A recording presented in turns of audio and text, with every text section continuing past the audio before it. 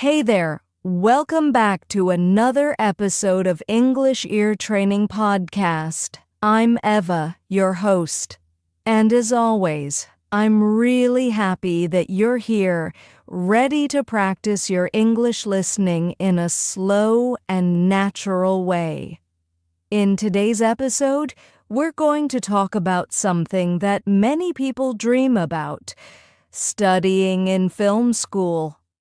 You've probably seen stories about famous directors, actors, or screenwriters who started their journeys in a film school somewhere in the world. But what is it actually like to study film abroad? What happens behind the camera in classrooms and on film sets when you're just starting out? Today I want to tell you the story of a young student named Lina. So let's begin.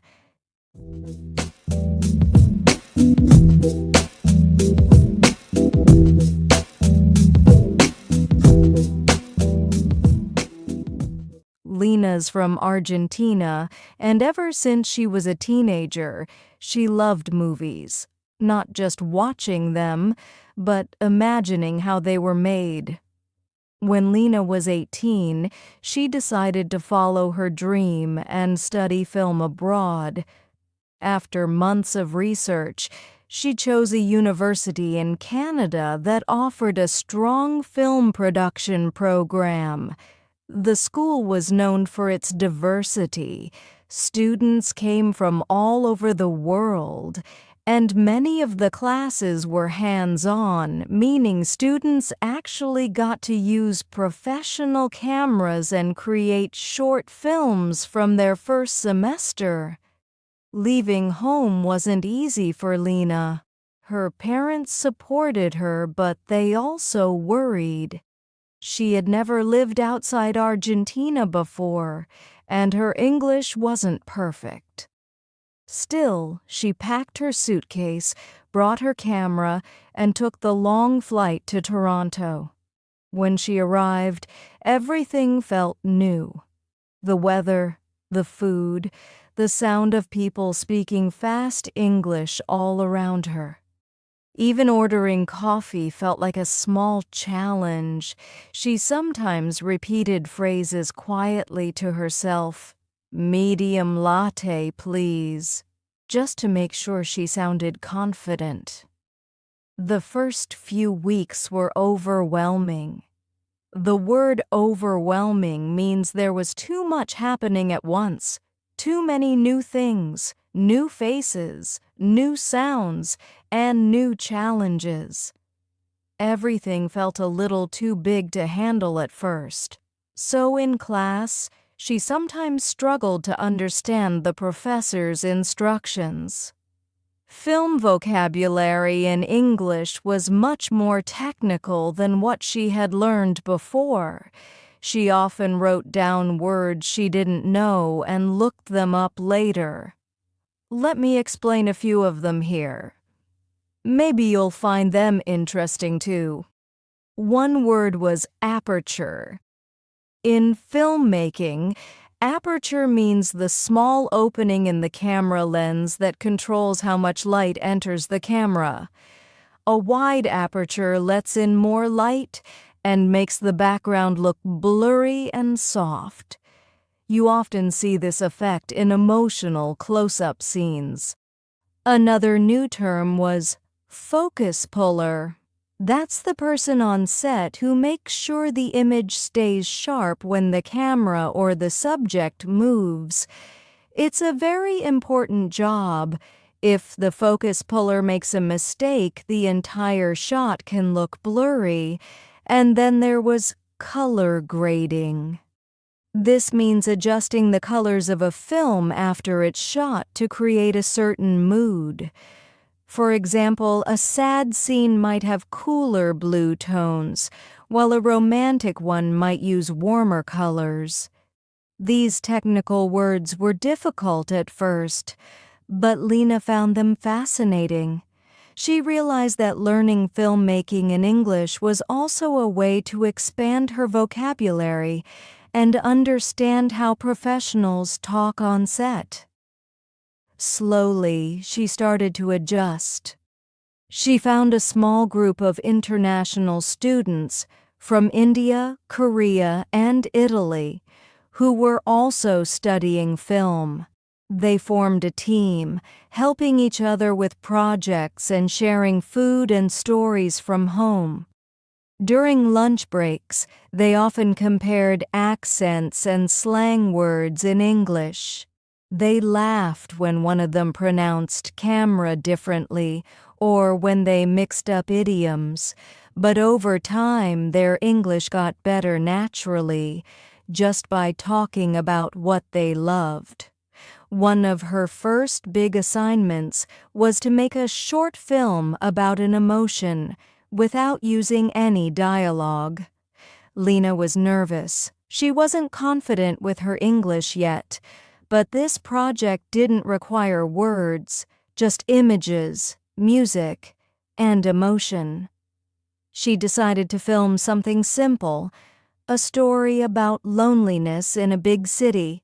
She shot it over 2 days, using her roommate as the main actor.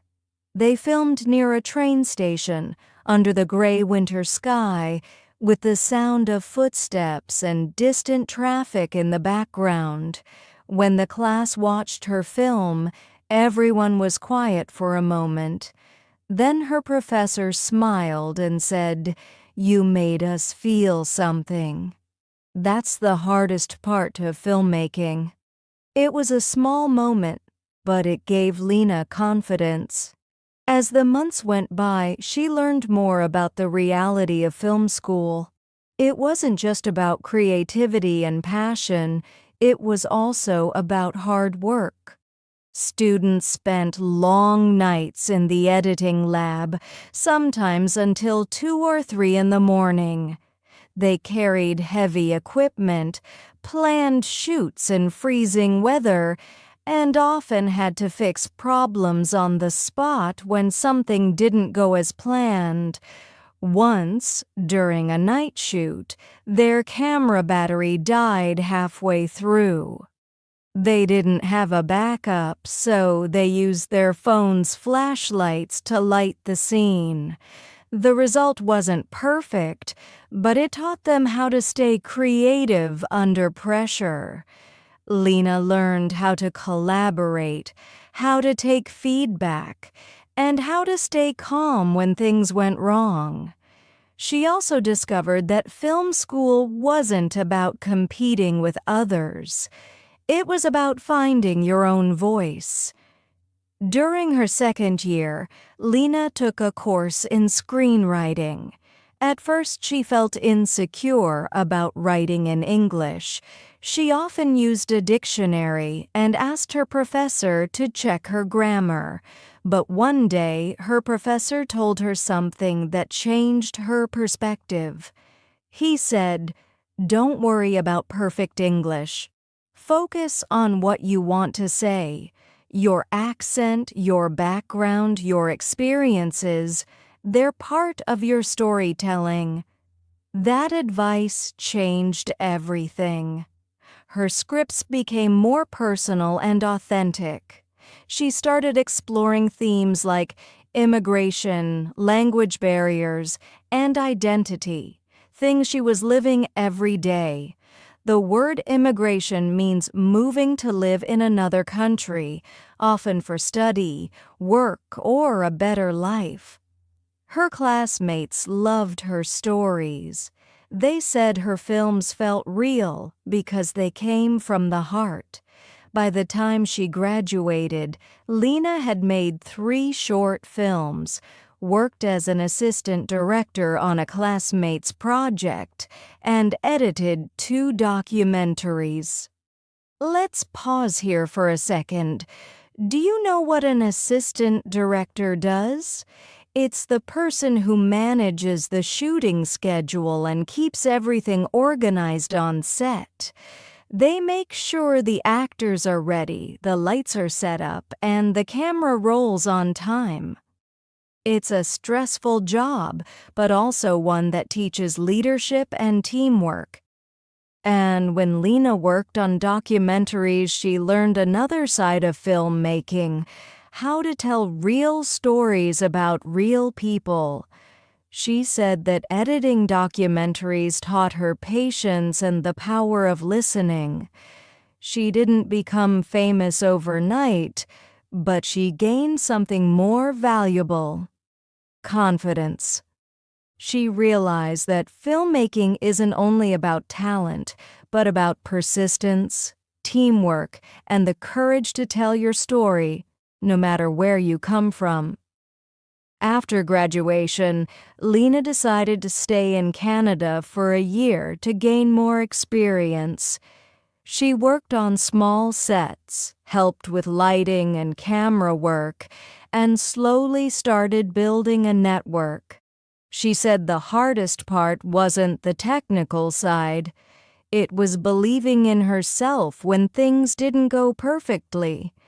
There were times when she felt lost or tired, especially during long shoots when the weather was bad or when her English still felt limited. But then she remembered why she started: to share emotions through film, to make people feel something, just like she did in her first project. For Lina, studying film abroad wasn't only about learning how to make movies. It was about learning how to live in another culture, adapt to challenges, and express herself in a second language. She says film school taught her to see the world through different eyes, to listen, observe, and understand people before trying to tell their stories. And maybe that's what filmmaking and life is really all about. All right, we'll stop here for today. Hopefully, this episode gave you a clearer picture of what it's really like to study in film school abroad. If you enjoyed this episode and want to continue improving your English naturally, make sure to check out my other episodes. They'll help you practice listening while learning real stories and vocabulary that you can use in everyday life. And also, make sure to subscribe to my channel so you'll never miss my future episodes. Thanks so much for spending your time with me today. I'll see you next time.